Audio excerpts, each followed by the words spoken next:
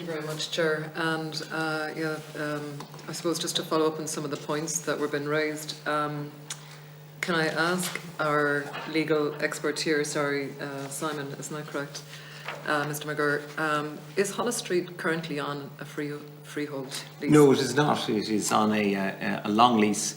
I'm told by Gavin Riley, who seems very reliable in these areas, that currently the Earl of Pembroke is the holder of the ground freehold in respect of Hollis Street. So is Hollis Street owned by the state? It is not. How many hospitals or medical facilities in the country are owned by the state? That's a piece of information I do not have, I'm afraid. Can you give an estimate? Oh, the HSE hospitals are owned by the state. They're delivered directly by the state. And then there are a large number of voluntary hospitals as well. And who owns the voluntary hospitals? A number the ground on which they stand? A number of voluntary organisations own the voluntary hospitals. Some will be on a freehold, some will be on a leasehold.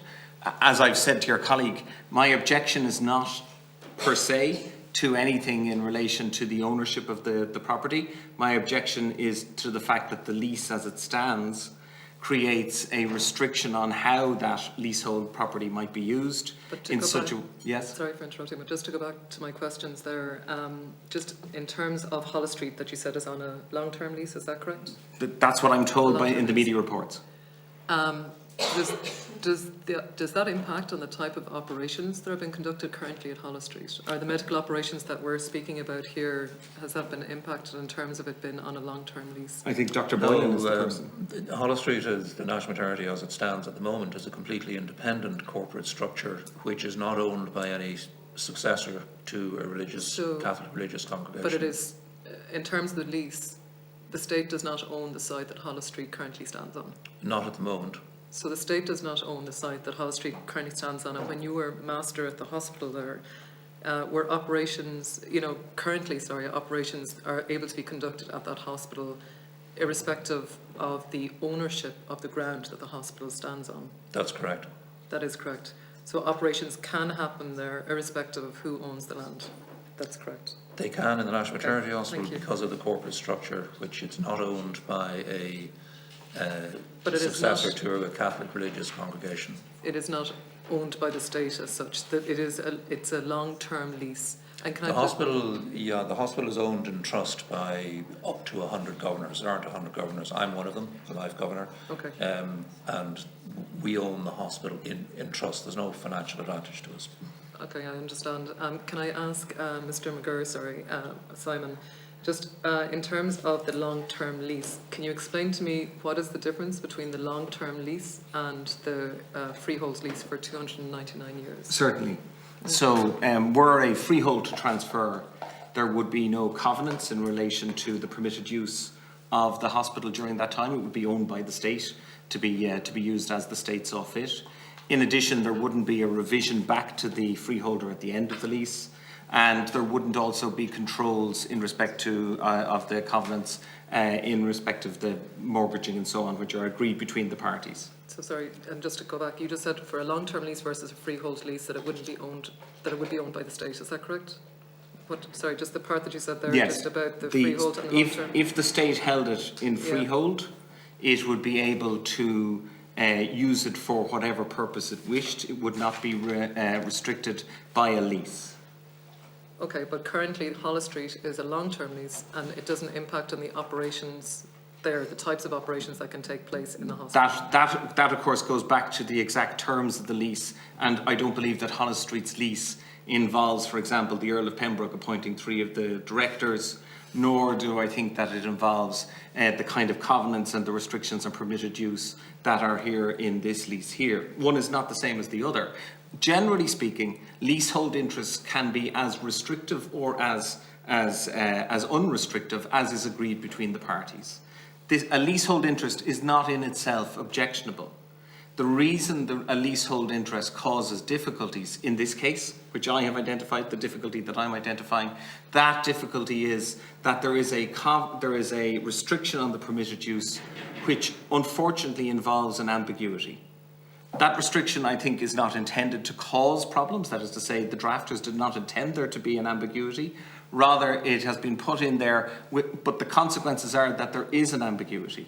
And an ambiguity in the permitted use of the lease results in a risk of some form of problem down the line in the future with a future set of people who do not share the understanding that are there now.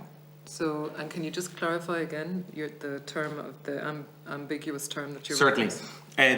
Because there's a permitted use clause which says that the hospital must be both clinically, all the activities must be both clinically appropriate and legally permissible, but clinically appropriate is not defined.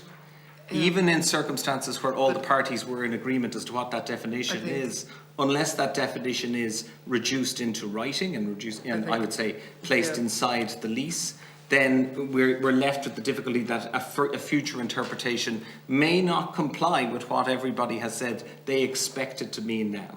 Yeah, I think there has been a lot of experts, I think, that have spoken very clearly to the fact, I suppose, the clinical experts around the clinically appropriate and how it references solely maternity services in terms of the type of hospital. That's a rather novel definition of clinically appropriate. And can I ask Dr. Boylan, you know, we have heard this morning that over 400 clinicians have signed letters of support in terms of the National Maternity Hospital. What is your opinion of those 400 clinicians that are supporting the development of this hospital? I support the development of this hospital. I do not support the current proposed corporate ownership and structure. It is fraught with risk. We're on the same page when we want the NMH to move to a modern hospital. There's an enormous amount of work has gone into it by people in Holland Street and the HSE and so on. So I support that, but what I'm concerned about is the risks that are associated with the current proposed governance and ownership structure. Okay. It is not true co-location, which was in the original plan. Because so it's the risks of the current arrangement that are concerning me, not I fully support the move otherwise.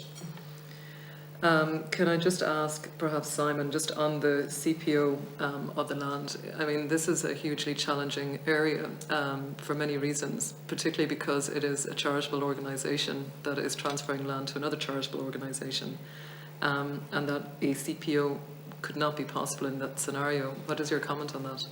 I'm not advancing the proposition that there should be a CPO at all.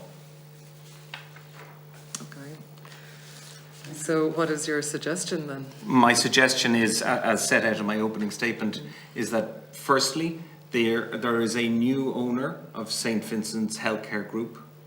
That owner has only taken ownership in the last couple of weeks. And that owner, as far as we know, and we completely accept, is independent and totally separate from the previous owners. They are ready to make a fully independent decision as to the disposition of the property. Even though the religious orders have indicated that they've moved completely out of this. That's what I'm saying. The religious orders have moved out. I'm saying there is a brand new owner.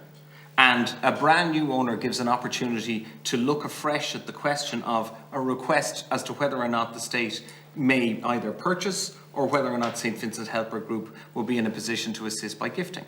But as a secondary proposition, presuming that that's not the case and that the matter is to go ahead on a leasehold basis, my suggestion is that this lease is not, I'm not looking at a piece of paper or an agreement where nothing can be saved from it.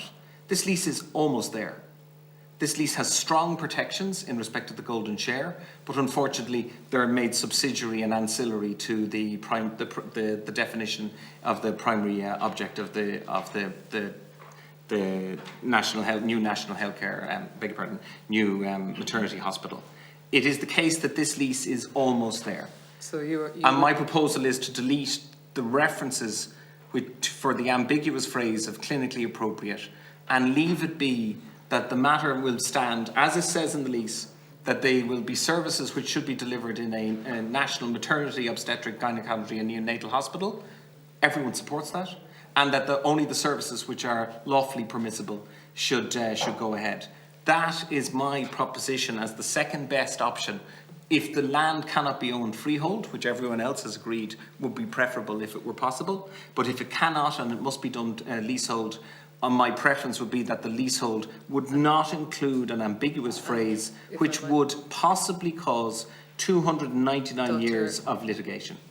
Okay. I must admit, I don't agree with that final conclusion, but if I can just ask Dr. Boylan, you know, maternity services for women in this country are so outdated.